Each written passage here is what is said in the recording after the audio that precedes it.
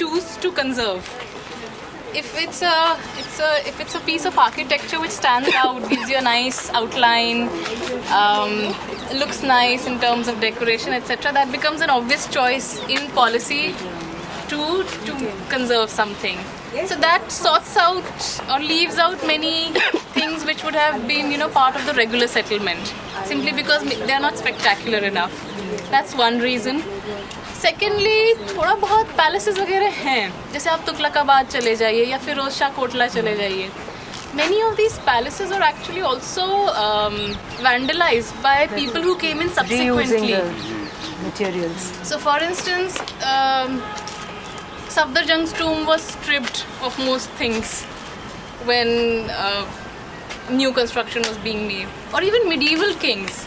So I come in as the new king.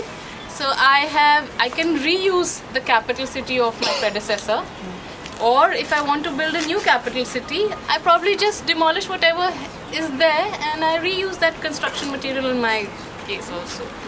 Even in the tombs, right? Safdarjung's tomb, right? The dome, the mosaic that you see over the tomb, it was actually stripped out of limestone. So if you have seen Khani Khanam, it was just taken out of that. Yeah, Khane Khana is stripped bare.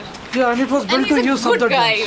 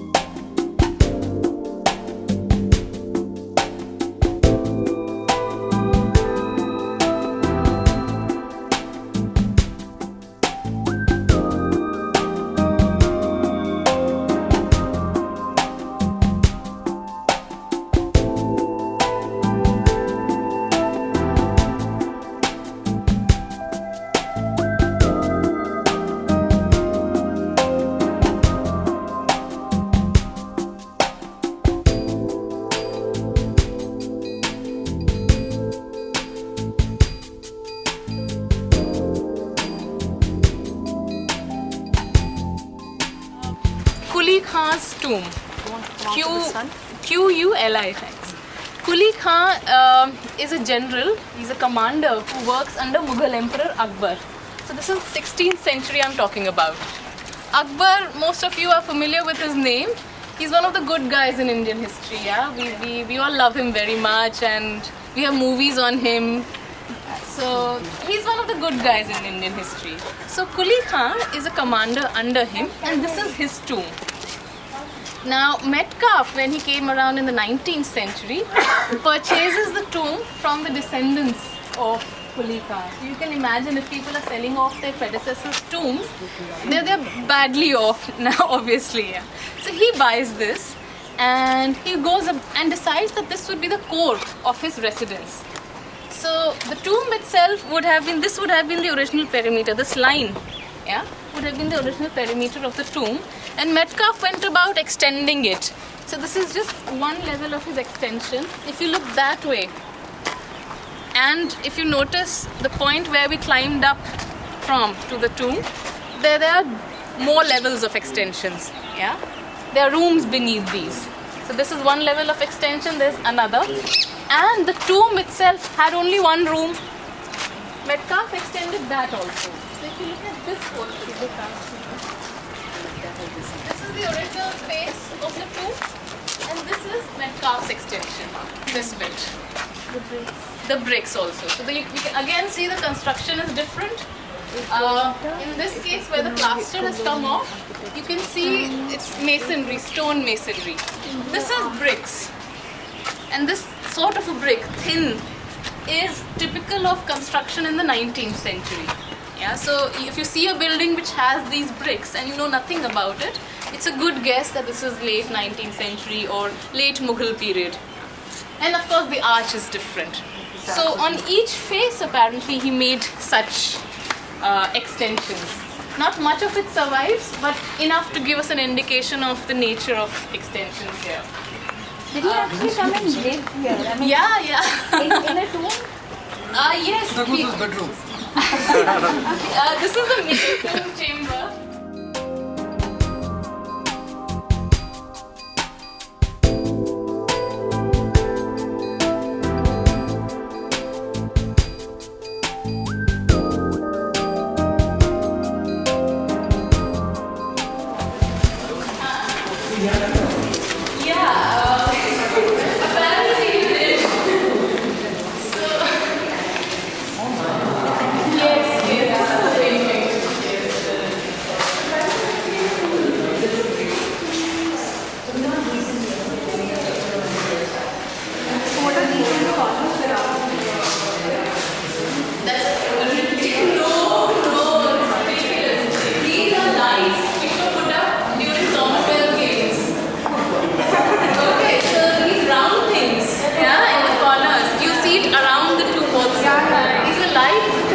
Decorate and illuminate the monument around Commonwealth Games when the government decided we should clean up a little bit.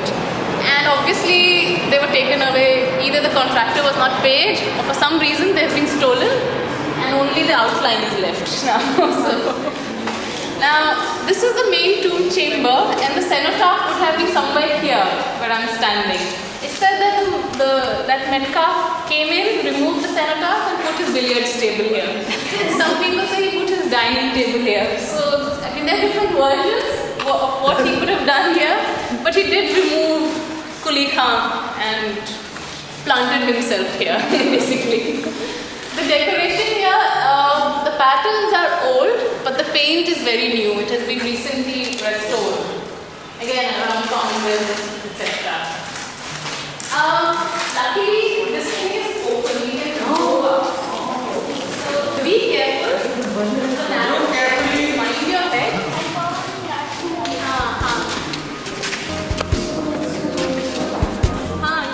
Recently they have just happily closed it.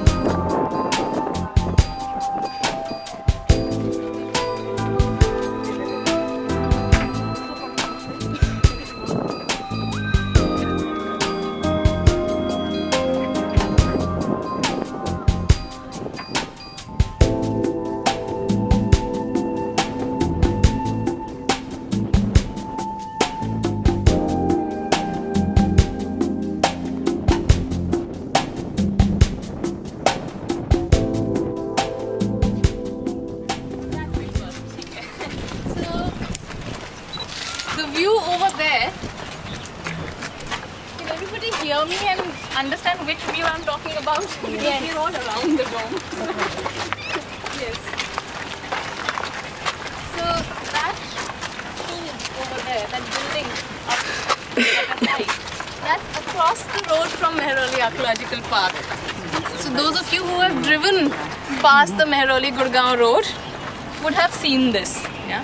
This is also an old tomb going back to 15th century, and when Metcalfe was around here, staying here in his pleasure palace, that was apparently used as an ammunition store. And And you can just spot Ahimsa Sthal here, a statue over there. Yeah. To the right of the tomb, that's the seated statue of Mahavir. Yeah? So that's Ahimsa Sthal, a Jain spot. Again, the airplane.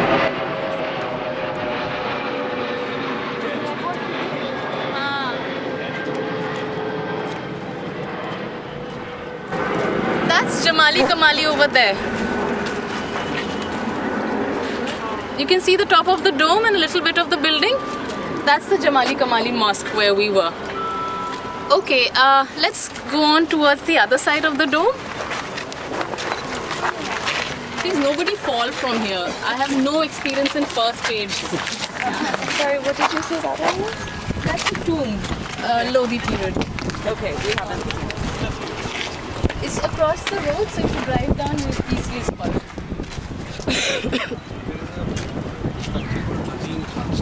यही है हाँ हाँ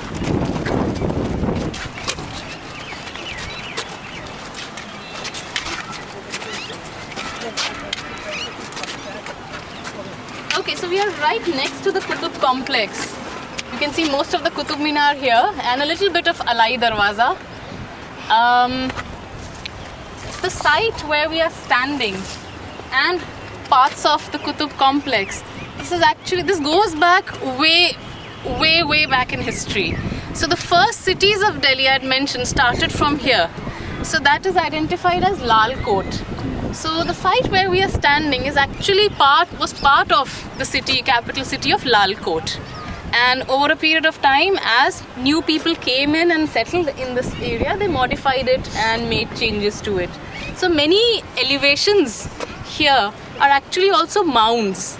You know, in any place where there's a long continuous settlement, things just keep piling up one on top of each other, and if it's abandoned, so that settlement actually gets covered in mud or vegetation, but it comes up as a mound, a bit of an elevation from the surrounding areas. So we are anyway on the Aravalis, which are foothills, and portions of it would be mounds. So if you start digging, you're bound to find a lot of stuff. And all this modern settlement you see is the Mehrauli village. Yeah. And even today in Mehrauli village, if you're building a new block of apartments, and when you go digging to build the foundations, you come across many older remains. So grave platforms, pottery, older walls, foundations. Yeah. Still you do that. What is that structure over there? That's part of the Qutub complex. The one which is rising up a little bit now, that's part of the Qutub complex. The tomb of Alauddin Khalji and his madrasa. Yeah, further beyond.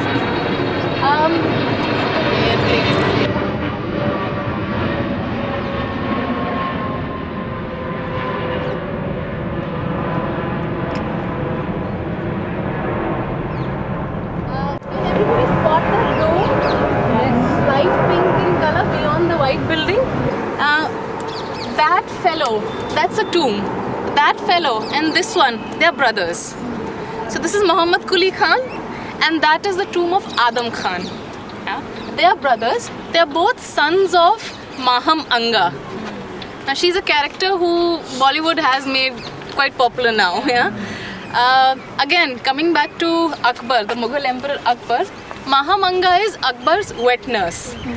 And she's a very powerful person. She's not only personally close to Akbar, but politically she has quite a stake in the running of the Mughal court. And these two are Maham Anga's sons. So they are actually foster brothers of Akbar. Now, and both worked for Akbar as well. They are not only related, but they are both commanders under Akbar. Now that one is the bad guy. Yeah?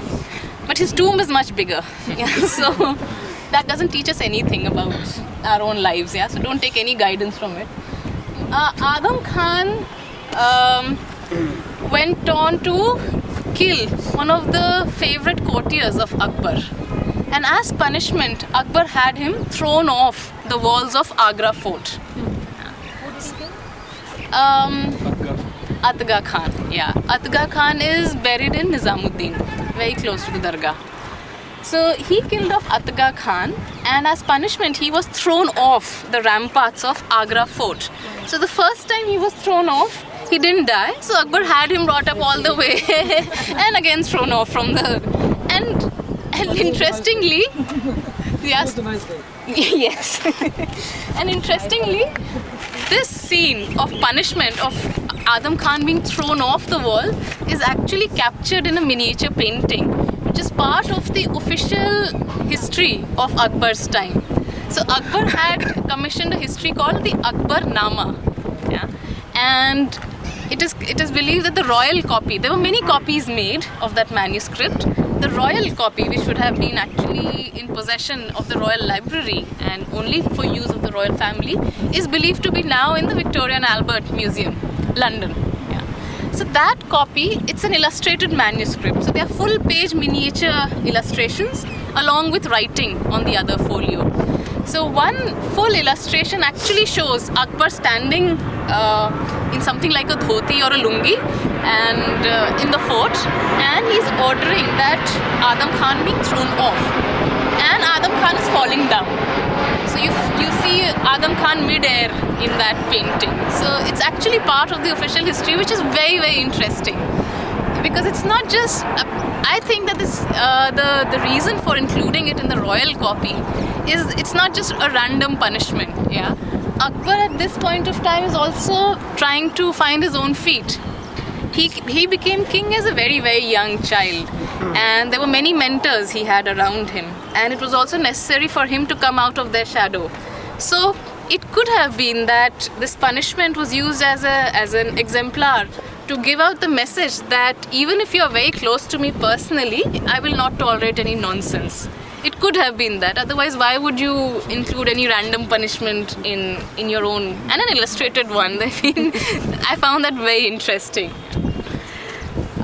Okay, let's go down now.